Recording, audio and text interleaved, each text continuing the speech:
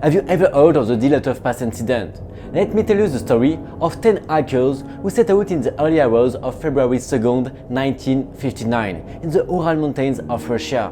What appeared to be a perfectly ordinary expedition ended in an inexplicable macabre scene. There are many theories and hypotheses surrounding this mystery, so let me tell you everything we know about it today.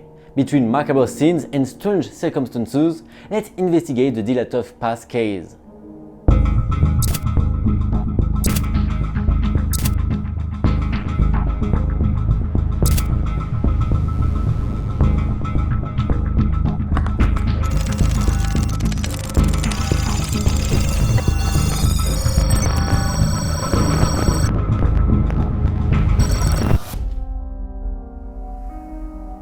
This expedition was made up of 10 members of the Ural Polytechnic Institute of the Soviet Union in Ekaterinburg, 9 students and a physical education teacher.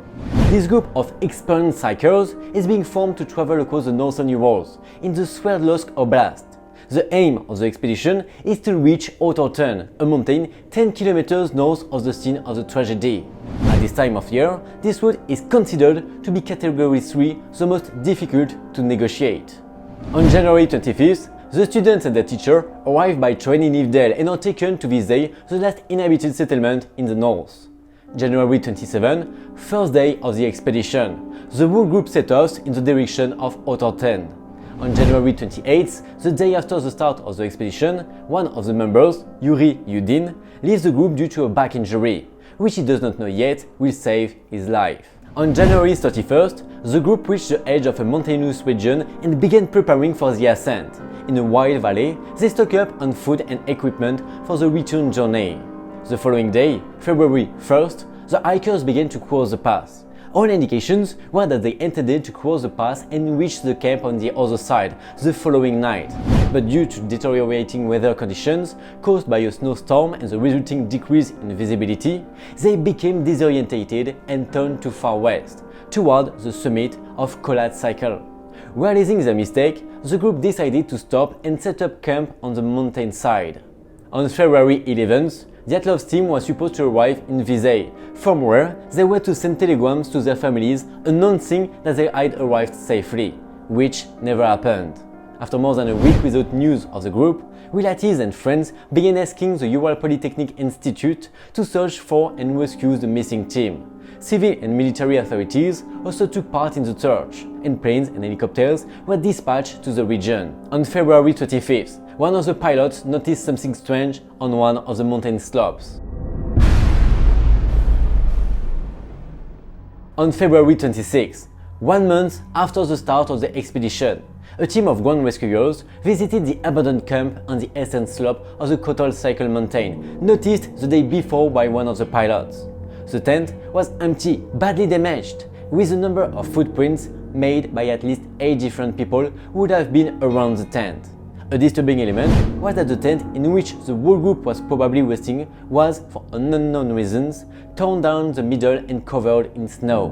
The group's belongings and shoes were strewn about the area. Sometime later, it was discovered that the tent had been cut open from the inside, as if the occupants had been desperately trying to escape from something present with them inside the tent, or had simply left in a hurry because of something approaching. The tracks found were barefoot or with only one shoe. The footprints led down a slope through a wooded area, about 450 meters from the tent were the remains of a campfire under a pine tree. And worst of all, next to the ashes, the frozen bodies of 2 team members, Doroshenko and Krikvoshinenko. Although the bodies were close to the tent, both were barefoot and only in their underwear. The pine tree where the campfire was located had broken branches almost 4 meters high. Traces of skin embedded in the pine's bark enabled the forensic pathologist to determine that the 2 climbers had desperately tried to scale the tree, leaving their hands mutilated. What was they trying to do by climbing that tree? What was they running away from, some kind of beast? Possibly, but no animal tracks have been found. Furthermore, at what point could these 2 half-naked men have built a fire and frozen to death, without having been injured by an animal? And above all, how did the situation get so out of hand? Diatlov's corpse was found 207 meters from the other bodies, a little closer to the camp. He was lying on his back, one hand clutching a birch branch, the other seemingly protecting his head from an unknown assailant. Zinayada Kolmogorova's body was found lying on its side, with abrasions on its face and hands and traces of frostbite. There were also traces of blood, but it was never possible to tell whether it was hers or someone else's, as there was no sign of a struggle before her death. Closer to the tent, Rosten Skludin's body was found face down, half buried in the snow, with abrasion on his face. His skull was fractured, but medical examiners determined that the most likely cause of death was hypothermia. The bodies of the other members were not found immediately. It was some time before the snow melted with the arrival of spring, and they were finally discovered. In the current of a ravine, some 68 meters from where Doroshenenko and Krivoshenenko were found and close to a makeshift shelter, the other 4 hikers were found buried 3 meters under snow and ice. All appeared to be suffering from serious internal injuries. Lyudmila Tubina was lying on her knees, her chest against the rock and her head swung back. Water ran down her face, her eye sockets were empty and her tongue had disappeared. Semyon Solotaryov was found with empty eye sockets. Alexander Kolevatov and Nikolai Thibault-Brignol were found together. Unlike their companions, these victims were fully clothed. As in Slobodin's case, Thibault-Brignol's skull showed traces of blows from a heavy object. Alexander Kolevatov and Lyudmila Dubinina were beaten to the point of breaking several ribs and suffering massive internal injuries. Strangely, there was no indication of what might have caused the severe trauma, and even stranger, the bodies showed no trace of soft tissue damage, or even bruising, according to the coroner. The autopsy determined that the force with which the bodies of the last 4 limbs were beaten exceeded that which a human being could exert, stating that the damage was. It was also noted that at one point they used the clothes of the other companions to make coats, pants and hats. At the funeral, some family members reported that the skin of some of the deceased members had an orange tint and that their hair was a dull grey. In addition, some of the clothing found on the bodies showed emissions above normal radiation levels.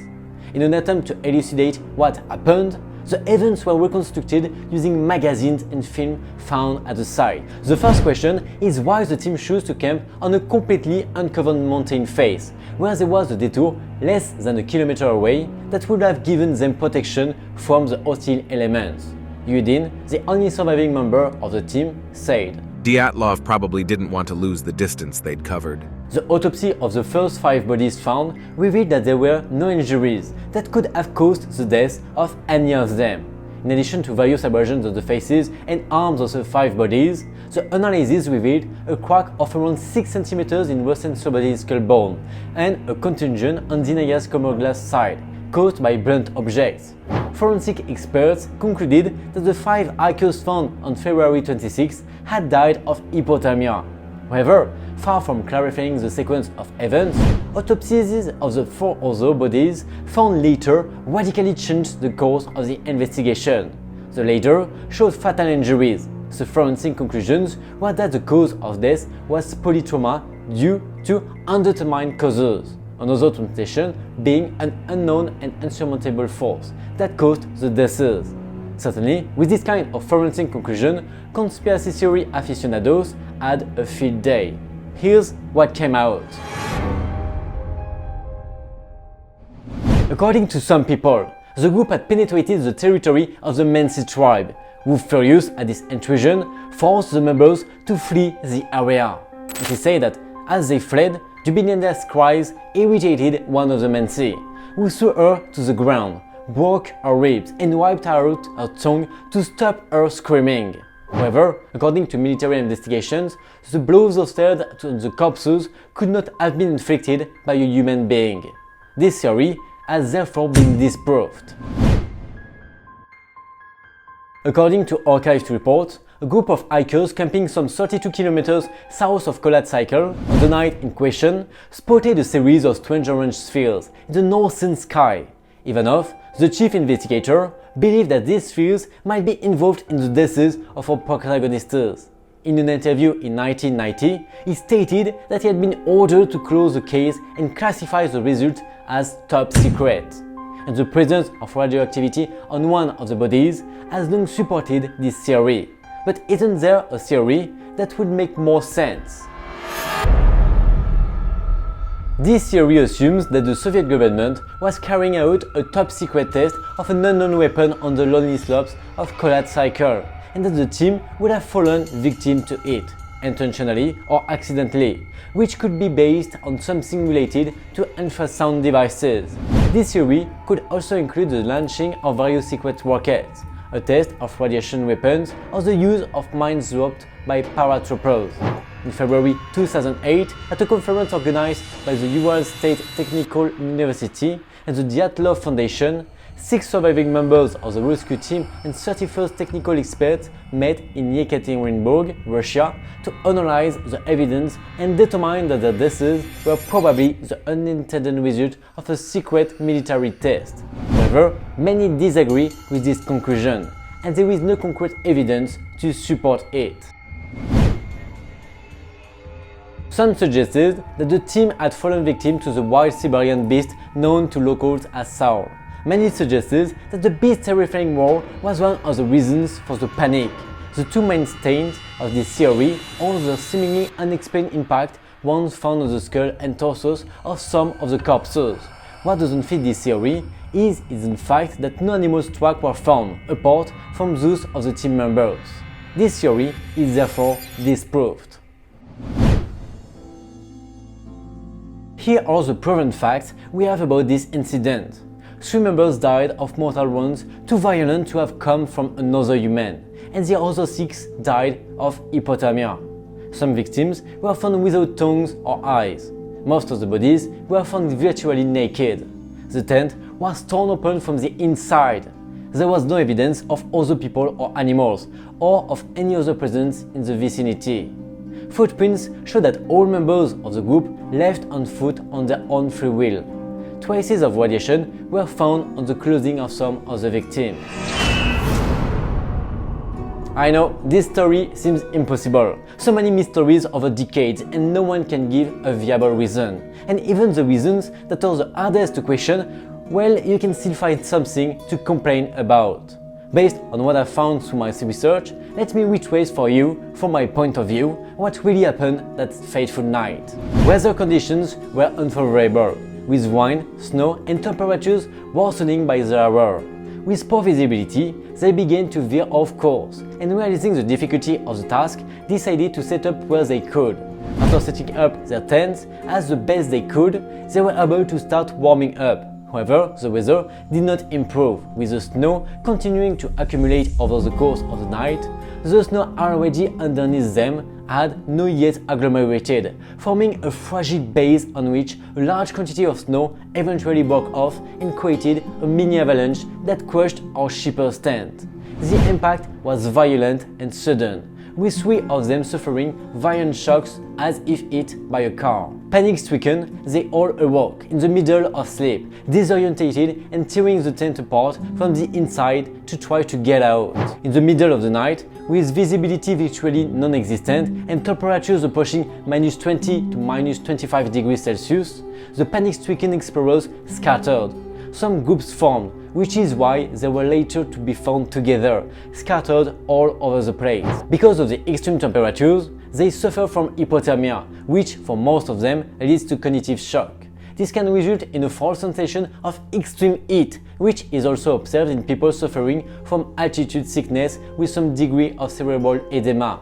This condition is known as paradoxical undressing. Subsequently, some of the bodies would be found over a month later, giving the local fauna time to feed on the most accessible soft matter of certain bodies, such as tongues and eyes. In the course of the investigation, some people will point out the radioactive traces present on the clothing, and not the bodies, of some of the victims. But let's not forget one essential element in this respect. Our shippers were scientists for the most part, and used laboratories in their daily lives. security services were weaker in those days than they are today, and it's quite likely that some of them came into contact with radioactive elements that would have left traces on their clothing. Today, this hypothesis seems to be the most commendable, but what do you think about it? Tell me in the comments. I hope you enjoyed this video. I try to work more on the quality of the analysis and on my research to detail in this video a concrete case of mysteries to solve. In any case, see you next Friday on this same channel, and if you liked it or any comments, please tell me in the comment section. Bye bye!